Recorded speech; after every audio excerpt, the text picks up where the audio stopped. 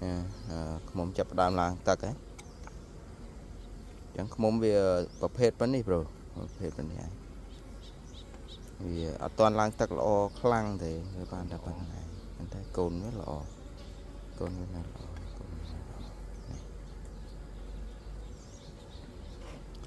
ចឹងបើសិនជាទុកបន្តិចទៀតបើសិនជាយកជូនគាត់ឲ្យឃើញល្អមើលទុកប្រហែលជាមួយអាទិត្យទៀតมันឃើញឡើងមានជាប់ក្រោបមានអីខ្លះទៅយើងផ្ញើជូនគាត់ទៅល្អណាស់ប្រូមានតែកូនភាគច្រើនកូនច្រើនហើយសារការកើយើងវាអត់ទាន់និយាយទៅវាអត់ទាន់ពេញការកើឆ្នាំនេះវាដូចជាធ្វើទុកកែងខវារៀងយឺត